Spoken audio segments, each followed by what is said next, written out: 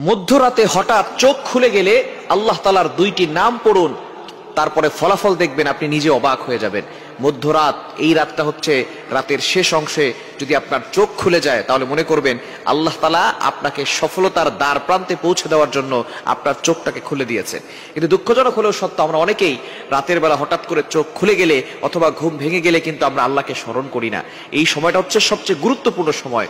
বুখারী শরীফের বর্ণনা, নবীজি সাল্লাল্লাহু আলাইহি সাল্লাম জানিয়ে দিয়েছেন, নবীজি সাল্লাল্লাহু আলাইহি সাল্লাম বলেন, রাতের শেষ অংশে, মধ্যরাতের পরেই রাতের শেষ অংশে যখন রাত একেবারে গভীর হয়ে যায়, এই সময়টা আল্লাহ তাআলা প্রথম আসমানে চলে আসেন এবং আল্লাহ তাআলা বান্দাদেরকে ডাকতে থাকেন, কার কি লাগবে আমি আল্লাহর কাছে চাও, আমি আল্লাহর কাছে বলো। অভাবে পড়ে গেছো, বিপদে পড়ে গেছো, তুমি টেনশনে পড়ে গেছো, দুশ্চিন্তায় পড়ে গেছো, আমি আল্লাহর কাছে সাহায্য চাও, আমি আল্লাহ তাআলা সকল বিপদ আপদ থেকে, বালা মুসিবত থেকে তোমাকে হেফাজত করব।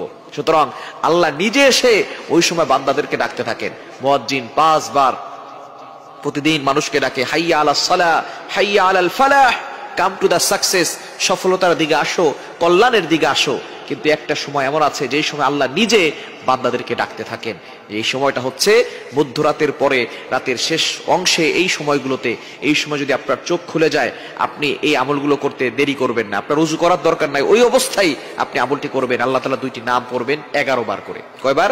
এবং দুইটি নাম পড়ার আগে আপনি 3 বার দুরূদ শরীফ পড়বেন। দুরুদের ভিতরে সর্বশ্রেষ্ঠ দুরুদ হচ্ছে দুরুদ ইব্রাহিম। আমরা নামাজ যেটা পড়ি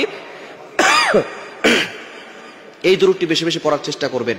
আল্লাহুম্মা সাল্লি আলা মুহাম্মদ ওয়া আলা আলি মুহাম্মদ কামা সাল্লাইতা আলা ইব্রাহিম ওয়া আলা আলি ইব্রাহিম ইন্নাকা হামিদুম মাজিদ।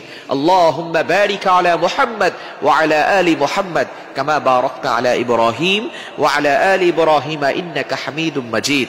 এটা আপনি 3 বার পড়বেন। আর যদি এটা একটু বেশি কষ্ট হয়ে যায় তাহলে সাল্লাল্লাহু আলাইহি ওয়াসাল্লাম, সাল্লাল্লাহু আলাইহি ওয়াসাল্লাম, সাল্লাল্লাহু আলাইহি ওয়াসাল্লাম, এটা 3 বার পড়বেন। এরপর আল্লাহ তাআলার দুইটি গুণবাচক নাম পড়বেন, আল ওয়াহ্হাবু, এটা পড়বেন 11 বার, আর হচ্ছে ইয়া ফাত্তাহু, এটা পড়বেন 11 বার।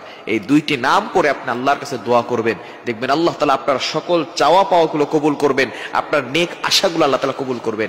আল্লাহ তাআলা নিজে বলে দিয়েছেন 9 নম্বর পারা 13 নম্বর পৃষ্ঠার 4 নম্বর লাইন, সূরা আরাফের 180 নম্বর আয়াতে আল্লাহ বলছেন, ওয়ালিল্লাহিল আসমাউল হুসনা ফাদউহু বিহা, তোমরা আল্লাহর গুণবাচক নাম পড়ে দোয়া করো, আল্লাহ তাআলা তোমাদের দোয়াগুলো অ্যাকসেপ্ট করবেন, তোমাদের সকল নেক আশাগুলো পূরণ করবেন। সুতরাং আমরা আল্লাহর কাছে চাইতে জানি না। আমরা এই রাতের শেষ অংশে, মধ্যরাতের পরে যদি হঠাৎ করে আপনার চোখ খুলে যায়, আপনি আল্লাহর কাছে দোয়া করবেন, দেখবেন আল্লাহ তাআলা আপনার সকল চাওয়া পাওয়া গুলো কবুল করবেন, বিপদ থেকে আল্লাহ হেফাজত করবেন। আল্লাহ তাআলা যদি কাউকে দেন তাহলে তার আর কোনো টেনশন থাকে না। দুনিয়ার রাজা বাদশাহ যদি আপনাকে বলে যে আমি তোমার সাথে আছি, বাংলাদেশের প্রেসিডেন্ট যদি বলে আমি আপনার সাথে আছি, তাহলে আপনার কোনো টেনশন থাকবে না। আমেরিকার প্রেসিডেন্ট যদি বলে আমি তোমার সাথে আছি, আপনার কোনো টেনশন থাকবে না। যদি আল্লাহ তাআলা সকল রাজাদের রাজা, মহারাজা, তিনি বলেন আমি তোমাদের সাথে আছি, আমি তোমার সাথে আছি, তাহলে ওই ব্যক্তির আর কোনো টেনশন থাকার কথা না। সুতরাং আল্লাহ হচ্ছেন সকল রাজাদের রাজা, মহারাজা। ওই আল্লাহর সাথে সম্পর্ক তৈরি করতে পারলে আল্লাহ তাআলা সবকিছুর ব্যবস্থা করে দিবেন। এজন্য রাতের বেলা, মধ্যরাতে যদি আপনার চোখ খুলে যায়, আপনি অবশ্যই 3 বার দুরূদ শরীফ পড়বেন।